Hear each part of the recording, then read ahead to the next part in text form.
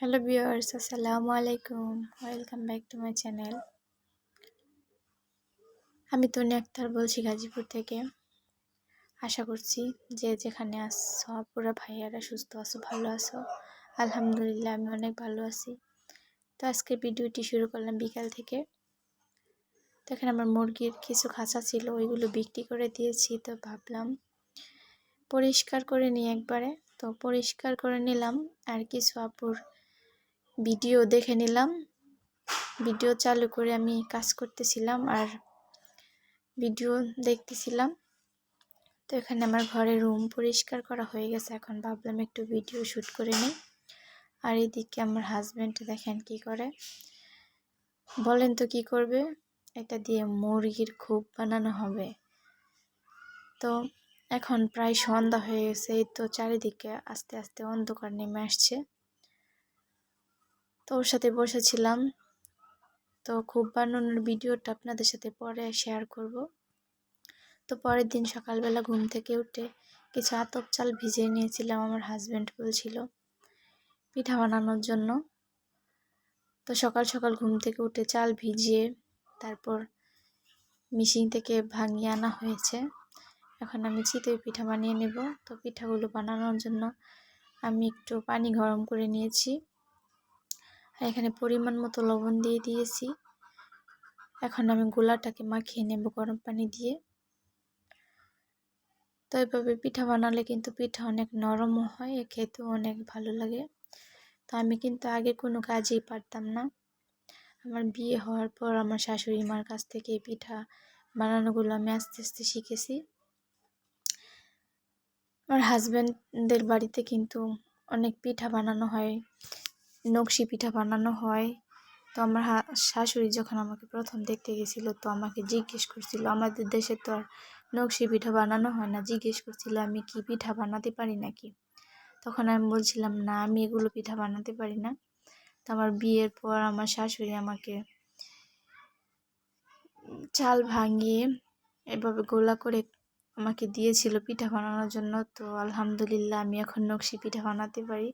নকশি পিঠা বলেন, যে কোনো পিঠা বলেন, সব কিছুই বানাতে পারি, কারো সাহায্যের কোনো দরকার পড়ে না। তো এখানে আমি গোলাটা করে নিয়েছি আর এদিকে কিছু শুটকির ভর্তা বানিয়ে নিব। তো সবাইকে বলছিলাম, আমার যাকে, মেজো যাকে, ছোটো যাকে, যে নাস্তা বানানোর দরকার না, আমি পিঠা বানাবো, সবাই মিলে পিঠা খাবো। তো এদিকে শুটকির ভর্তা বানানোর জন্য কিছু কাঁচামরিচ নিয়েছি আর এই অল্প পরিমাণ কিছু শুকনো মরিচ দিয়ে দিলাম, ভর্তাটা ভালো লাগবে তাই। তো অনেক বেশি আগুন জ্বলে গেছিলো, তাই আমি কড়াইটাকে নামিয়ে তারপর পেঁয়াজটাকে দিয়ে একটু ভেজে নিয়েছি আর এখন ভর্তাটা বানিয়ে নিচ্ছি। তো কমেন্ট করে জানাবেন আমার শুটকির ভর্তাটা কেমন হয়েছে। আর কথা বলতে বলতে ভিডিওর এই পর্যায়ে চলে এসেছি। প্রতিদিনের মতো একটি কথাই বলবো, আমার ভিডিও শুরুতে অবশ্যই একটি লাইক দিয়ে ভিডিওটি দেখা শুরু করবেন। আর ভিডিওটি দেখতে দেখতে যদি আমার কোনো কিছু ভালো লেগে যায় তাহলে অবশ্যই কাজকর্ম, কথাবার্তা যদি ভালো লেগে যায় তাহলে আমার চ্যানেলটিকে সাবস্ক্রাইব করে দিয়ে আমার পাশে থেকে যাবেন। আর যারা যারা অলরেডি সাবস্ক্রাইব করে দিয়েছেন তাদেরকে অনেক অনেক ভালোবাসা। আর পাশে থাকা বেল বাটনটিকে অল ক্লিক করে দিবেন, তাহলে আমি ভিডিও ছাড়া মাত্রই আপনাদের কাছে পৌঁছে যাবে। আর ভিডিওটি ভালো লাগলে বেশি বেশি লাইক, কমেন্ট, শেয়ার করে দিবেন। তো এখানে বিসমিল্লাহ বলে মাটির পাত্রটা বসিয়ে দিলাম। তো একটু ভালোভাবে পুছে নিয়েছি, এখন দিয়ে দিলাম, দিয়ে ভালোভাবে ঢেকে দিলাম। এই মাটির ঢাকনাটা কীরকম লাগছিল না, উঁচু নিচু হচ্ছিল, সাইড দিয়ে ভাপ বের হয়ে যাচ্ছিল। তো প্রথম পিঠাটা হয়নি, তো আমি উঠিয়ে তারপর আবার দ্বিতীয় পিঠাটা দিয়ে দিলাম। এই তো দেখুন কত সুন্দরভাবে হয়ে গেছে। এখন আমি একটি একটি করে এইভাবে বানিয়ে নেব সবগুলো পিঠা।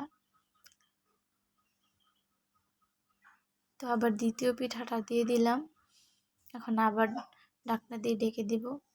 জালটা কিন্তু সুন্দরভাবে দিতে হবে, জাল আগুনের তাপটা যদি ভালোভাবে না লাগে তাহলে পিঠাটা ভালোভাবে হতে চায় না, কাঁচা থাকে, হয়তো এক সাইড দিয়ে ফুল, এক সাইড দিয়ে নিচু থাকে আর কি। তো এই দেখুন আমি সবগুলো পিঠা এরকমভাবে বানিয়ে নিচ্ছিলাম। তো অবশ্যই একটি ভালো কমেন্ট করে জানাতে পারেন আমার আজকের ভিডিওটি আপনাদের কাছে কেমন লেগেছে। তো অনেক আপুরা কিন্তু আমার ভিডিওতে এসে লাইক করেন, লাইক দিয়ে ভিডিওটা কন্টিনিউ করেন না। আমি অনেক আপুদের ভিডিওতে কিন্তু মানে যার ভিডিও দেখি না কেন আমি একটি লাইক দিয়ে ভিডিওটি দেখা শুরু করি। তো আজকের ভিডিওটি এই পর্যন্তই, দেখা হবে নতুন কোনো ভিডিওতে। সেই পর্যন্ত সবাই ভালো থাকবেন, সুস্থ থাকবেন। আল্লাহ হাফেজ।